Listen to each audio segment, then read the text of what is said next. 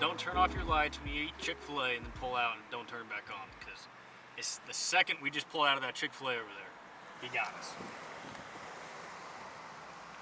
Not a good deal, not a good start. We just rolled into Pell City, and actually it was pretty funny. Another NPFL angler just rolled by as we're pulling over. I'm like, yeah, this is good luck. This is good luck. So, great start to the trip. As you can see, they just got backup for a no light call. 2 guys here to get us now. I don't even know what to say.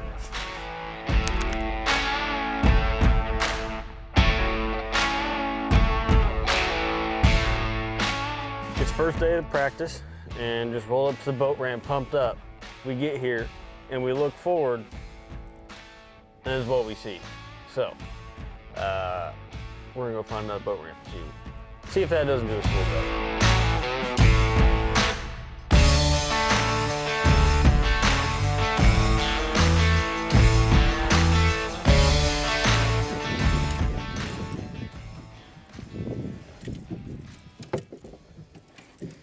This is a shit show.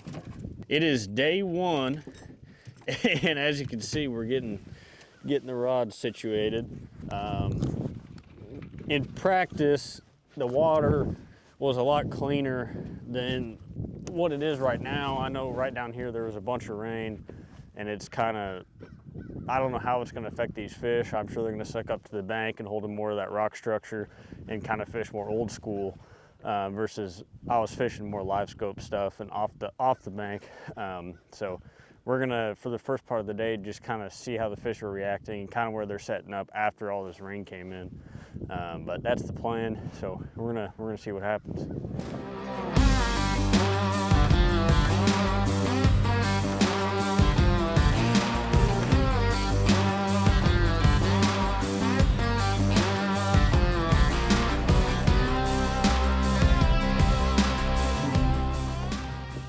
Big old Coosa River spot. Big one.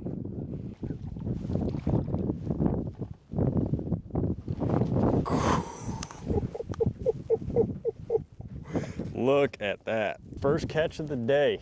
So this is a solid 3.5 pound Coosa River spotted bass. And this fish was just suspended.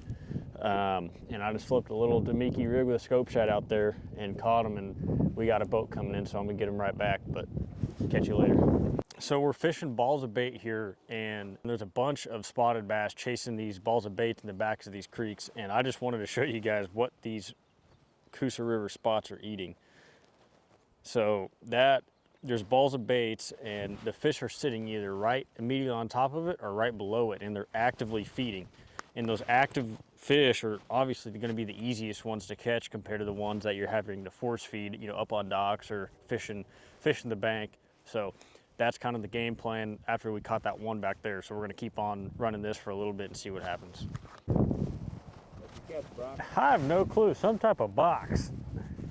One thing I've never caught before.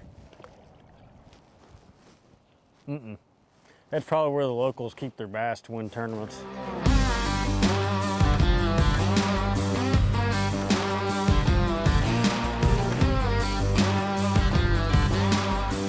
First day of practice was pretty good. I didn't necessarily run history, but some of the stuff that we found in pre-practice and that was working in pre-practice, I just wanted to check in on, see what was happening, what changed, and what I learned was the suspended fish that we were catching on a Damiki rig are still there. In some of the areas, it seems like the water's blown out, and the shad, like I said this morning, is a little bit more dispersed and smaller balls. But there's still fish out there, but then on certain parts of the lake, it's exactly how it was when I left. That was where that like 3.25–3.5 pound spot came from. That entire section of the lake right there sets up right. So that's one area that I kind of have marked down. Other than that, I don't know the name of the creek, but there was a really flat creek that I targeted today. And then a couple of the surrounding creeks, and just scanned looking for brush, rock piles, and I probably found 15 to 20 brush piles that had fish around it, and I found 2 foundations / rock piles that they were on them pretty good. Each of them I'd make one cast on and catch a decent fish, nothing crazy, but a solid 2.5 pounder. So right now we're just gonna head back to the Airbnb, unpack some of our stuff real quick. Then we got an angler meeting at 5 o'clock where we're gonna take our angler pictures, and I'm sure there'll be some type of rules. So that's where I'll be next.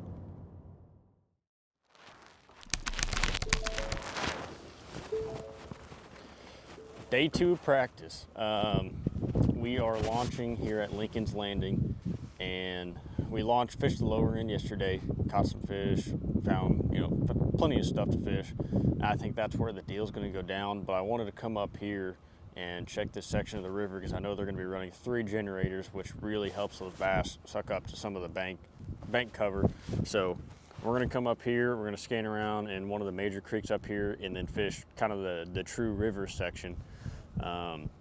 That's kind of the plan for today, and more than likely we'll end up probably picking up at about 12 o'clock, 10 to 12 o'clock and moving out.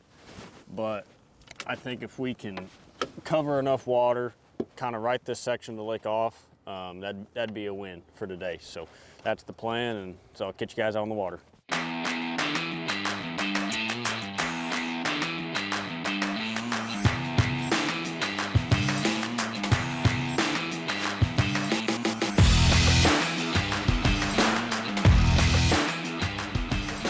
So we went and put in at Lincoln Landing, started to fish around, and like I was saying on the water, that watercolor got terrible. It was extremely, extremely muddy.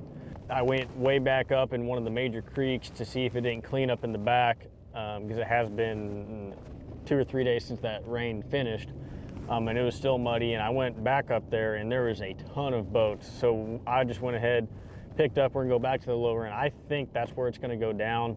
There's going to be a lot of boats down there too. This isn't a big lake, but I think that's where the biting fish are, slash the active region, where I think it's going to happen the most. So we're going to go back down there. There's about 3 or 4 major creeks that we're going to focus on and just try to dial in what I found yesterday early morning and go from there. Well, switched it up, came to the lower end. The water's definitely clean in the back of the creeks. There's still fish there, but I'm sure as you guys can see, it is high pressure, bluebird skies, little to no wind. And one thing I used to do when I was in school, when I was fishing college, is Dylan and I would just sit down when we were struggling a little bit, and we'd just take a step back, sit a second, and just think about what we're doing and how we're approaching it. So far, we checked the river, up the river, the cranked bite, fished some rock piles up there and just some like channel swings with some rock. Nothing really much there. So then we came back down where we have been catching fish, and historically, it should be 1 down here based on previous tournaments. Other than today, we've been able to catch fish on this lower end of the clean water, but it seems like this high pressure is really messing with them. So I know there's like historically a trap bite on like secondaries and man lake points, but with this high sky, I think we're gonna try to take a step back and really slow down and drag a jig or drag a shaky head or maybe flip a drop shot on them. Try to figure out where they are, what they're doing. I mean, for the most part, there's only so many stretches on this lake that they can be on because of the clean water. So we're just gonna really take a step back and dial it in.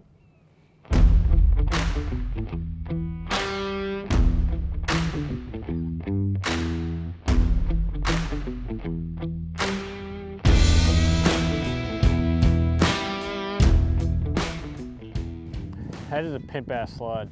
Think you could fit it? I don't think you could fit in it. Why are you recording this?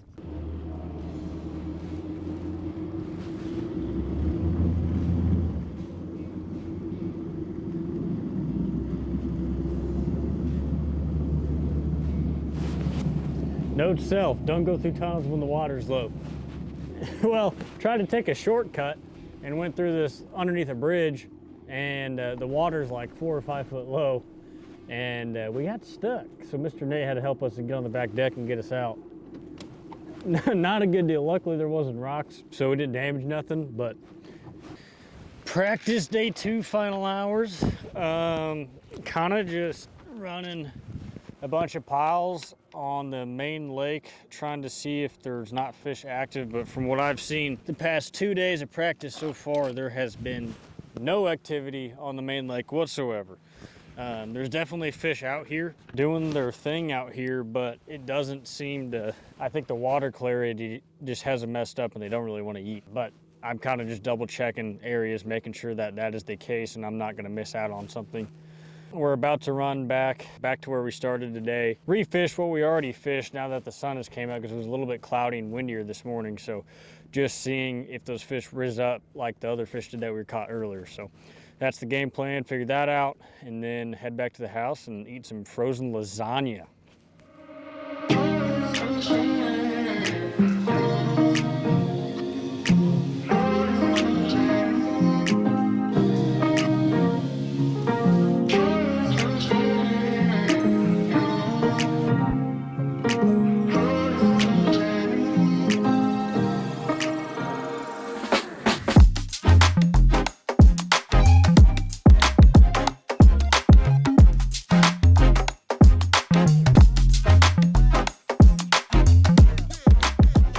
Fish towards the main lake are, you know, more relative to bait and all the baits out there, but it seems like the bigger fish are in the very, very backs of the creeks. And this is the secondary in the very back, and there's a brush pile on it. And there's a couple fish inside the brush pile, but once two of them followed and it didn't really happen, I started roaming around on the outside, and there was a couple suspended fish sitting like really, really high in the water. And I threw my jerkbait over there, and one of them, you have to hit it like right on their nose. He turned around on it real fast, came back and ate it. I mean, that was the third fish this week that's been like that in the back of a pocket, and all of them are above 3 pound plus. Game plan today is gonna try to run that and see what that can produce, truthfully. I know it's kind of a risky game chasing roamers like that. Chasing bait fish or bait ball fish is a lot different, but chasing roamers where in the middle of nowhere, it can get kind of difficult. So we'll run with it and see how it goes. See what I mean? Like, as soon as I stood back up, I just started moving around a little bit and panned out there, and there was another one just sitting there and made one cast on me. It's not a big one, but it's a solid 2 pounder, because if I can catch 10, 11 pounds a day, that'll be the ticket. Oh my God. That's what we're talking about, boys.